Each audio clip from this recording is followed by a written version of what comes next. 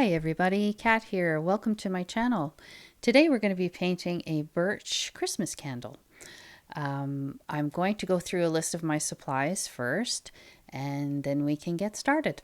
So I'm using a size 12, a size 6, 4, and 2 paintbrushes.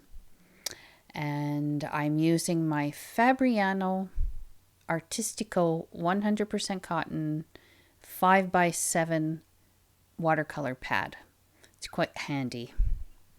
It's a good size actually, and then I can just take this off the pad and use it as a card. There's a list of the colors here. Even if I've only used a dab of it, I have included it in this list. There's also a sketch at the end of this video if you're interested. Okay, so with my very large brush, I'm going in with a lot of water here, and I'm going around the wick, and I'm painting right through the flame.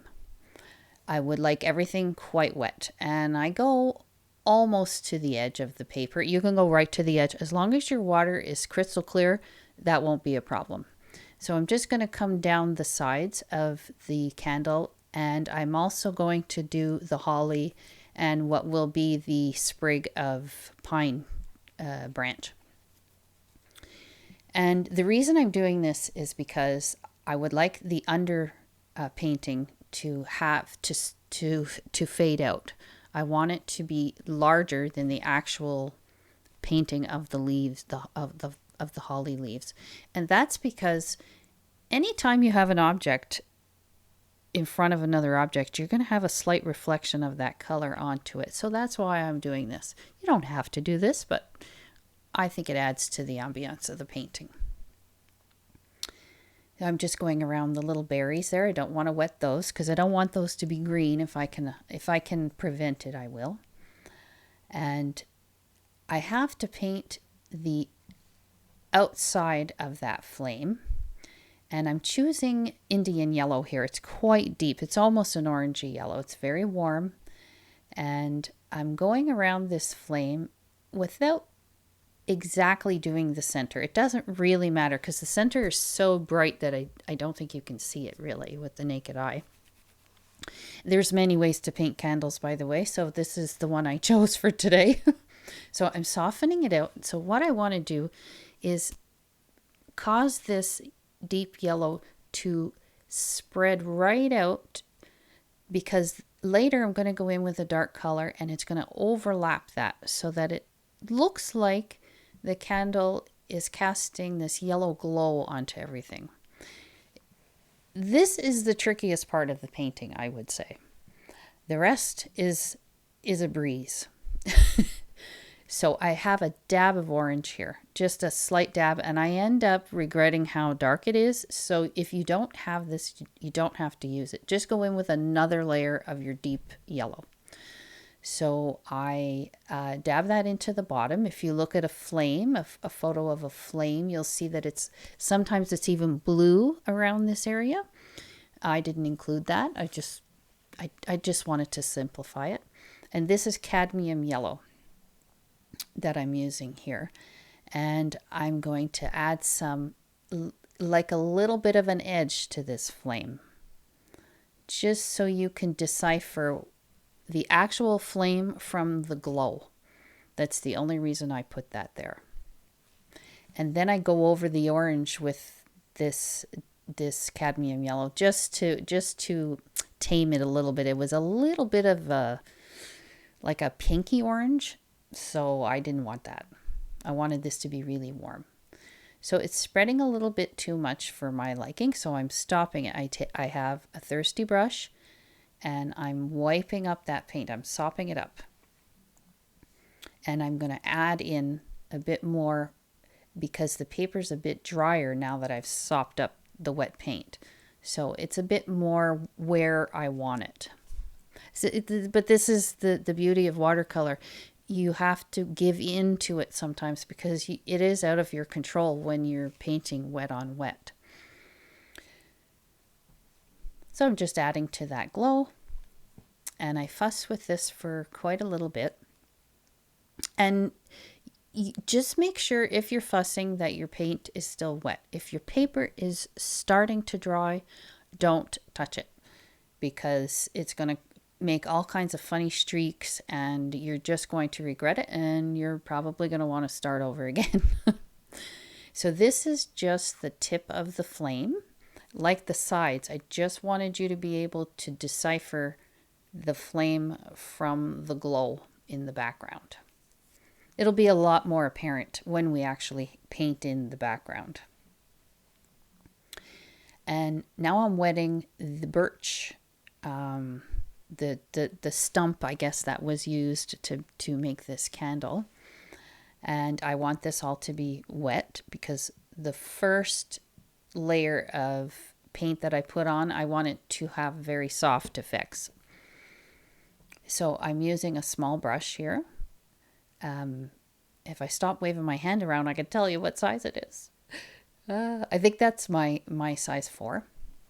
And I'm using here indigo, and I'm going to use some burnt sienna. And I'm making a gray color. So when you mix these two colors, depending on the ratio, you can make a brown and all the way to almost black. So one is warmer looking and one is quite cool looking. So this one, I wanted it to be pretty cool. I just wanted a gray, and what I'm doing is establishing the shape of this birch stump. So that it looks rounded. It doesn't look like it's flat on the paper. So it's just on the sides really that I'm adding the darkest kind of shadows, and it kind of develops the you can see that it's not an even, like it's not a smooth surface, a birch stump. So I feel bad calling it a stump, but that's what it is. It's a cutting. So here with deeper, creamier paint color, it's the same color. I am just tickling the paper, and I'm making those notches that are in a birch where the bark kind of peels away, and there's a lot of striations in the bark. It's almost stripy, and so I just continue, and I just keep building up these layers. You'll see this is just relax when you're doing it. Don't try not to be too uniform. Try to change the size of each of your lines. Try to change the thickness, and the, like, don't put one right beside the other and underneath the other and make it look too mathematical, if you know what I mean. Try to just do it without thinking. But if you mess up, well, you know what? It's watercolor, and you can dampen it and sop it up, and it's a tree stump, so you'll figure it out. It can all be fixed. So now I'm going in with some brown, and I'm just adding the colors here and there, some of them to those striations and some of it to just the blank parts of the stump. And I just want it to have some color, and it's, the more you work at it, the more like a birch tree it's going to look. So with this orange now, everything is dry. So now I'm gently going to establish the bottom of the flame and the tip of the flame as well. And it doesn't have to be, you know, if you, like I said, if you study a few pictures, and you'll see sometimes you can leave the center quite blank. I didn't really care to do that today. But I do want you to be able to see the flame apart from the glow. Just making sure everything is fairly soft. I don't want really striking sharp edges. Just, I want it to fade off, but not like the background.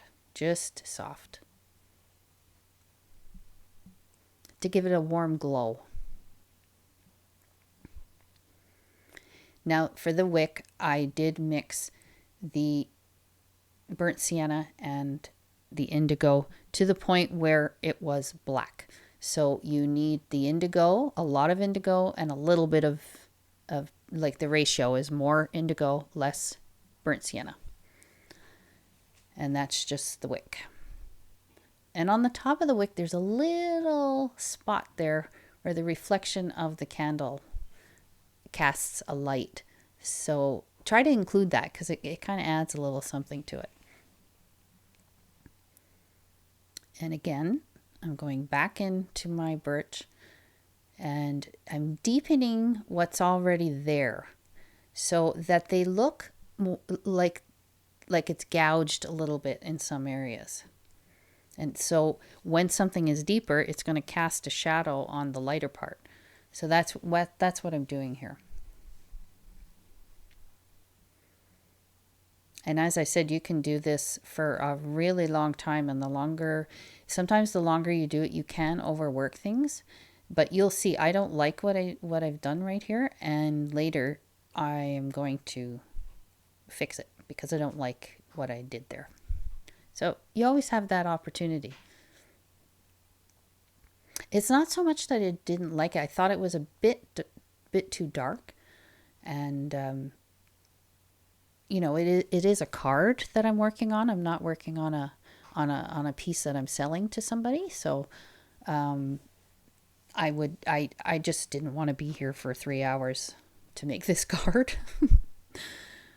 So just try to relax and look at pictures, study them, ask yourself, where do you see the shadows? Where do you see the lights? Where do you see the darks? And try to mimic it. And it'll come more naturally to you the more you practice. I know you hear that all the time, but it is true.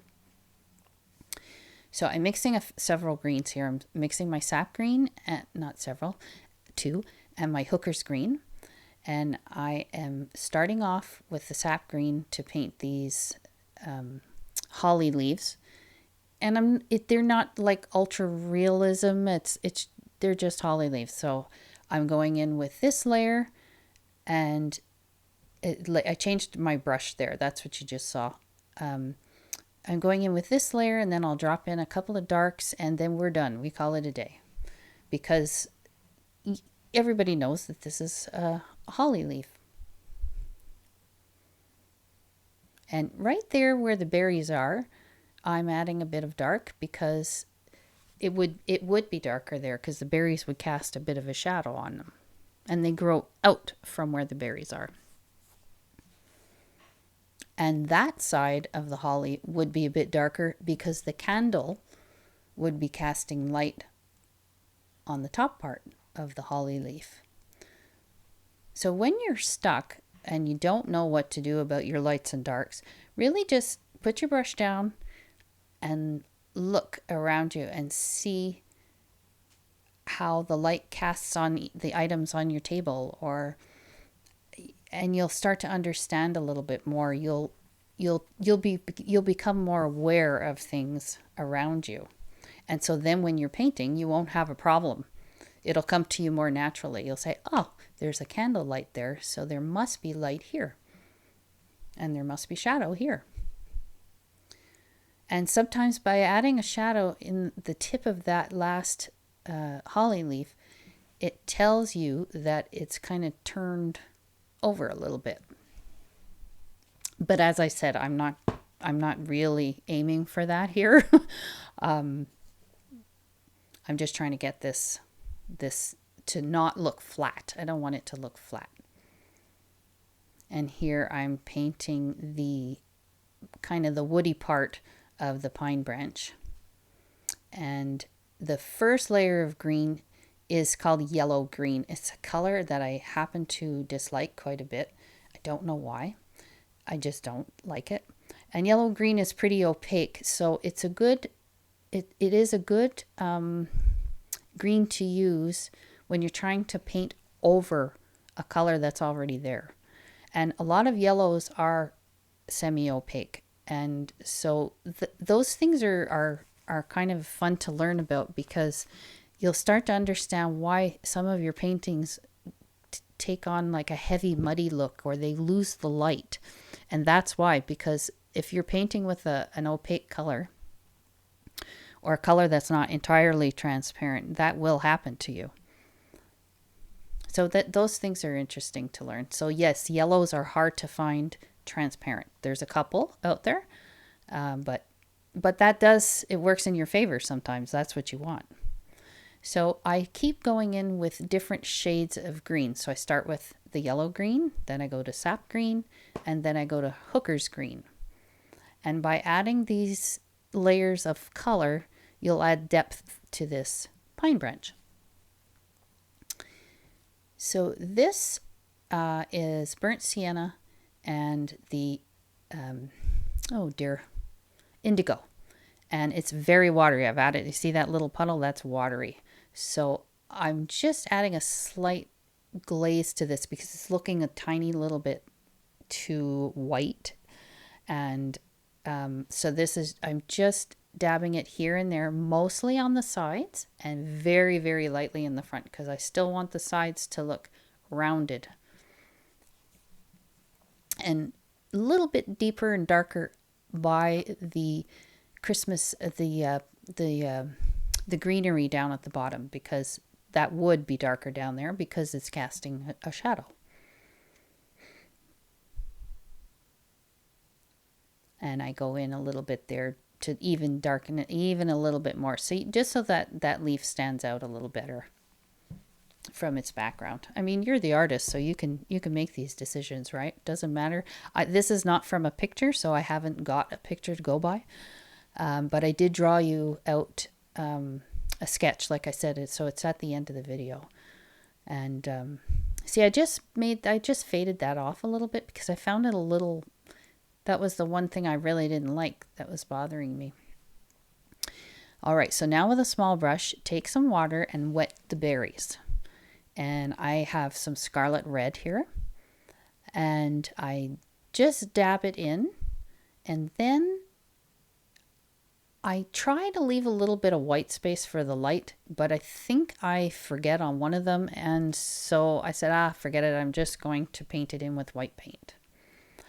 I have a black squirrel out here. We hardly ever get black squirrels here in Quebec. We get gray ones, but a couple of black now.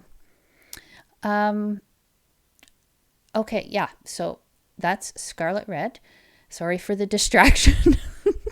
Then I add a dab, and I mean a teeny dab of the indigo, just to darken that red a little bit, to add some shape to the berries so they look rounded.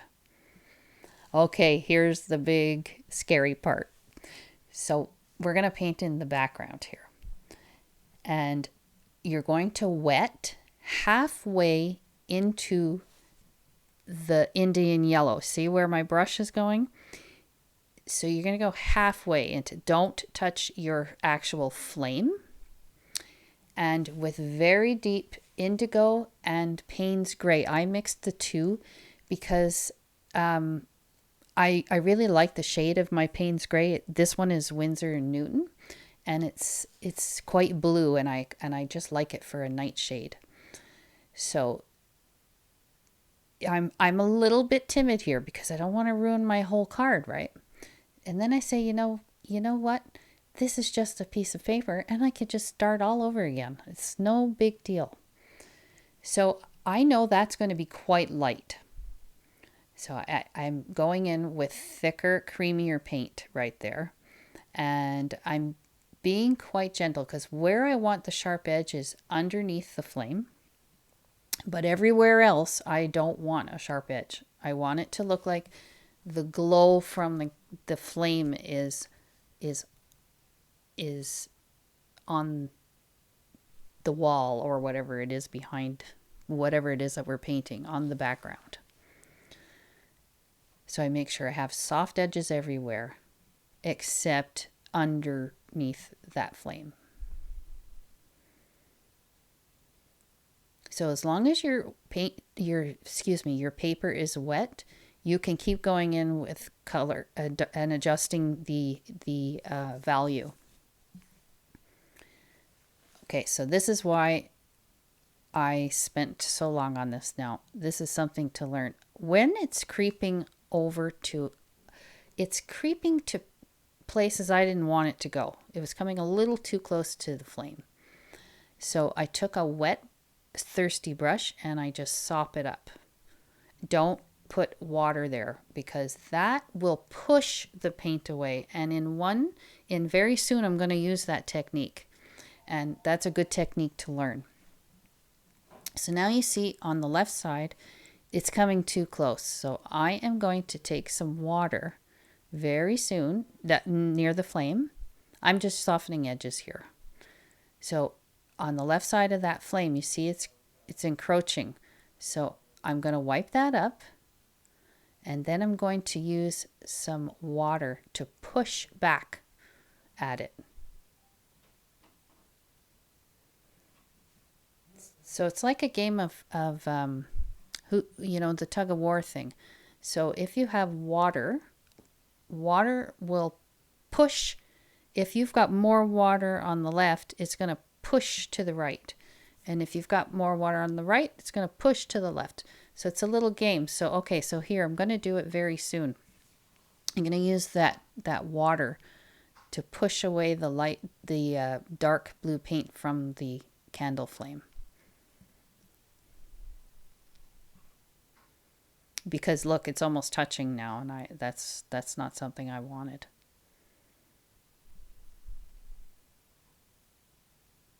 I hope you have a glass of eggnog or something with you. I had coffee because I did this in the morning, and I'm a coffee fanatic lately. So maybe you're doing this with a glass of wine or tea, cup of tea. Okay, I'm doing this again. And I can see that this is just going to keep happening because, so now I've wet my brush more. And now I'm going to start pushing back at that blue paint. You see, and it ended up being quite even. Now it dried a lot lighter than I expected. I wanted it to be darker. However, I did not go back over it because this was a tutorial and it never would have ended if I just kept going over it. So I'm just trying to differentiate the, I got a drop there, differentiate the flame from the background. And I managed to get a drop onto the background blue part. So this is why I included this. I didn't cut this out because I wanted you to see how I fixed it. Now the paper is dry. So I took a pretty dry brush with the indigo on it and just trying to fill in that area very gently without touching any other part. And I managed to get it. There is a slight ring around it, but as I've said before, my paintings are for my family. So the cards, I mean. Okay, and now the flame is casting a little bit of a yellow light onto the birch. So I paint that there, very light-handed. I'm adding a couple of veins just down the center, nothing complex.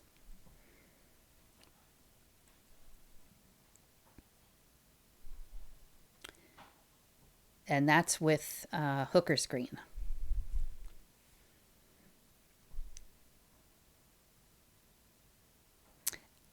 Now, I'm going to write Merry Christmas on mine because it is going to be a Christmas card. And that is P.H. Martin's Bleed Proof White. And I am just adding a tiny dot of white on the berries so that they look like they've caught a tiny little sparkle from the candlelight. And this is a Uniball silver pen. This is the best one I could find that doesn't lose its shine too much once it's dry, because that's what ends up happening. You buy them and you use them, and then you look back at your card 10 minutes later and they're dull. So this Uniball one worked really well. It's silver. I got it at Michael's. And that is my Christmas card. I really hope that you give this a try, and I hope you enjoyed the video. If you did, please consider giving me a like and subscribing to my channel. It really helps other people to see the videos, and I'd love to hear from you. Happy watercoloring. Bye bye.